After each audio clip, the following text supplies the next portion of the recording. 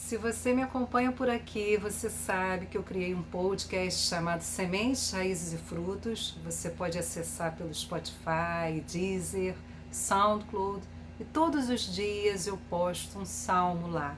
E que tipo de áudio você vai encontrar? Eu busco uma postura de escavar o tesouro escondido. E a palavra de Deus é assim: a gente escava e encontra tesouro. Escava e encontra tesouro. Fonte inesgotável de tesouro. E a minha intenção com esse vídeo é trazer um tesouro escondido do Salmo 141 apenas nos 4 primeiros versículos. É de alguma forma pedir que o Espírito Santo use isso que eu faço aqui para iluminar o seu entendimento, para trazer para perto a realidade da presença de Deus, da existência de Deus, a verdade dele é revelada. E vamos olhar então esse tesouro escondido aqui a respeito da oração, porque é um momento de angústia que Davi está sofrendo aqui, passando. E ele nos dá caminho, coisas que podem nos ajudar. A gente sabe que a espiritualidade do Primeiro Testamento é diferente da do Segundo, mas a gente vai perceber que a gente pode aprender muito com Davi aqui. A gente aprende muito com a vida de Davi. Davi é um homem que tem uma espiritualidade pulsante, ele tem vigor, ele é um homem que dança na presença do Senhor, ele compõe música, poesia, ele é um homem que consegue responder o mal com o bem, tanta coisa para aprender com Davi. E a gente percorreu a biografia dele nos Salmos, e ele começa o Salmo aqui falando: ó Senhor, eu clamo a Ti, Senhor, vem depressa, ouve quando peço Tua ajuda. É urgência. Ele está numa situação extrema, e a gente viu que ele passou por momentos dificílimos. A vida dele foi ameaçada, ele teve que fugir da loucura, da inveja de Saul, passou por diversos momentos assim, onde ele precisou desse socorro, e aqui é um momento desse. Então é alguém que está em angústia, que faz da oração esse lugar primeiro de refúgio. Ele nos ensina isso. Alguém que nos ensina que as nossas palavras não ressoam no vazio. Existe o Deus que ouve, um Deus que responde. Além, ele diz num dos seus salmos, coloca a mão sobre nós. Só que ele tem angústia, ele está em sofrimento. Ele precisa de socorro. E olha o que ele faz para conduzir a oração dele nesse momento tão difícil. Olha o versículo 2. Aceita minha oração como incenso oferecido a Ti, e minhas mãos levantadas como oferta da tarde. Que referência de incenso e oferta da tarde são essas que ele faz aqui?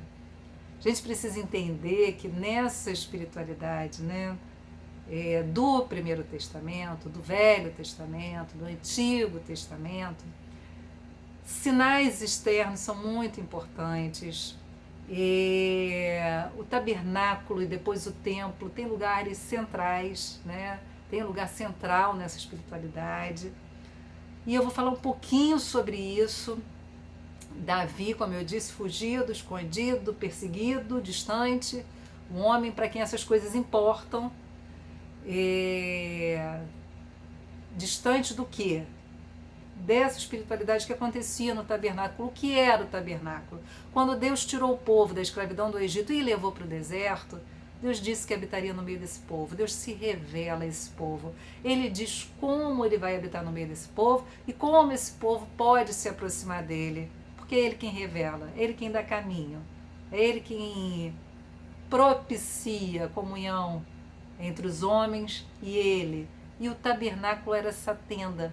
E ele prescreveu para Moisés detalhes, todos os detalhes, tamanho, material, utensílios, liturgia, tudo para promover tanto a comunhão, como ensinar caminho, como revelar verdades espirituais através, nesse momento, de figuras. E é isso que Davi faz aqui. Eu vou falar do altar do incenso especificamente. O tabernáculo, como eu disse, essa tenda no meio do povo acampado no deserto. Essa tenda que tinha 2 ambientes, um ambiente primeiro, que é o santo lugar, um ambiente depois, um segundo ambiente, que é o Santo dos Santos, e um véu de tecido grosso, espesso, que separava esses 2 ambientes. No Santo dos Santos estava a Arca da Aliança.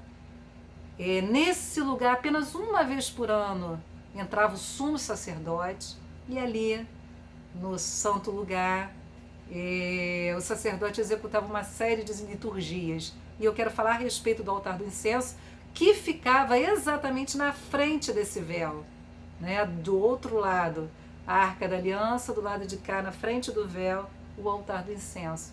O que significava o altar do incenso? Ele representava, ele conduzia as orações. O sacerdote deveria de manhã e de tarde acender esse incenso. Esse incenso não era qualquer incenso, não era qualquer coisa que servia de incenso. Até o material para produzir o incenso foi prescrito. E todos os dias ele conduzia a intercessão dos sacerdotes pelo povo. Conduzia as orações, trazia essa ambiência. E Davi, então, distante, nesse momento de angústia, porque ele tem todo esse vigor espiritual, ele nos ensina sobre essa vitalidade, mas ele é um homem que passa por coisas duras e fica pequenininho, de coração pequeno, apertado.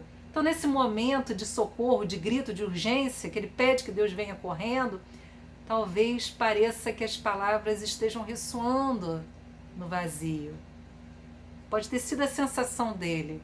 Então, para suportar, para poder pastorear o coração, para que essa realidade espiritual se tornasse, naquele momento de angústia real para ele, ele lança a mão de uma realidade material. Ele traz para perto essa relação, essa representatividade do incenso aceso, essas nuvens subindo, esse cheiro que toma ambiência, né? A ambiência da oração, esse lugar onde a gente é colocado quando ora. E ele pede que a oração dele, o grito de socorro, não esteja reverberando no vazio, mas como incenso. Ele pede que esteja subindo. Ele pede que as mãos levantadas, a oração não são só palavras. O corpo expressa, o choro é oração, gemidos inexprimíveis são oração. Ele pede então que essa realidade material suporte qualquer dificuldade que ele esteja tendo, né, de perceber espiritualmente a dimensão, a amplitude da oração. E ele segue pedindo: assume o controle do que eu digo, Senhor, e guarda meus lábios. Ele pede que haja coordenação entre o que está no coração e o que está na boca. Ele pede que Deus assuma esse controle. Da mesma forma que a gente vê que aquele incenso queimado só é aceito se for feito como Deus prescreve. É Deus quem nos torna aceitáveis. E aí, ali, através do comentário, escavando o tesouro, a gente vê íntima relação sobre dois altares. O altar do holocausto, que ficava do lado de fora dessa tenda, onde os animais eram sacrificados, o sangue derramado pelo pecado do povo. E dentro o altar do incenso, esses dois altares, eles têm íntima relação. As brasas vivas do altar do holocausto acendiam incensário, né, o incenso. Por outro lado, nessa uma vez por ano que o sumo sacerdote entrava no Santo dos Santos, ele levava tanto o sangue que seria aspergido, intercedendo pelo povo, quanto o incenso que era derramado em cima dessa oferta, e ele entrava com as duas coisas. Todo um ritual também de purificação dele, de suas roupas, e ele levava esse sangue e esse incenso também para dentro do Santo dos Santos, o que aponta para Jesus Cristo, esse sacrifício perfeito, esse caminho. É através do sangue de Cristo que a gente pode entrar na presença de Deus com confiança. E seguido, né, o que vem logo depois, né, linkado à sua expiação, ao seu sangue, à sua intercessão. Ele é o nosso perfeito intercessor. Intercede por nós junto ao Pai, porque a sua expiação foi aceita, o seu sacrifício foi aceito. Coisa que a gente percebe escavando o texto. Outra coisa linda é que nesse momento que o sacerdote conduzia as orações de intercessão pelo povo, quando o povo se unia em devoção, se houvesse no meio deles um surdo, ele não era excluído dessa ambiência, porque ele podia sentir o cheiro, ele podia não ouvir a voz do sacerdote, mas sentir o cheiro, visualizava tudo aquilo.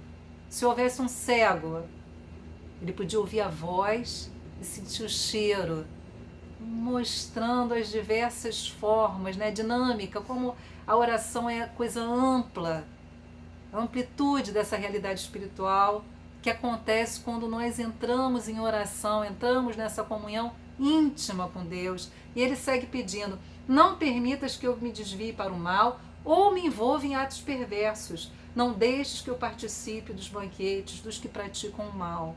Quando ele pede que Deus assuma o controle do que ele diz, que guarde os lábios, ele precisa que o coração também, né? Já falei da íntima relação entre boca e coração. A boca fala do que o coração está cheio. Então ele pede que Deus assuma. Quando ele pede que Deus assuma o controle dos lábios, na verdade ele pede que Deus guarde o coração, que ele não se incline para o que é perverso, para o que é mal, que ele seja aceitável então como um incenso. E ele, quando traz essa realidade para perto, no momento de angústia, no momento talvez de dúvida, no momento de insegurança, de incerteza, isso socorre. Percebe o tesouro escondido? Espero que você tenha percebido, espero que isso te auxilie nesse caminho de construção da espiritualidade. Quantas e quantas vezes a oração é coisa muito dinâmica, às vezes é só choro, às vezes é silêncio, é quietude, seja como for, é real que elas sobem ao céu, que existe um Deus que ouve, um Deus que responde. É real que a gente entra nessa comunhão.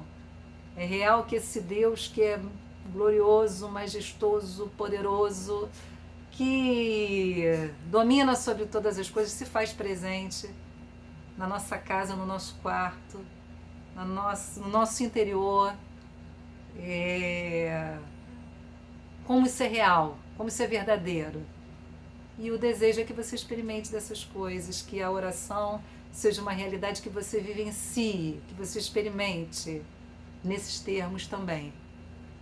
Espero que você se sinta estimulado a ouvir o podcast, porque esse é o caminho que a gente tenta percorrer.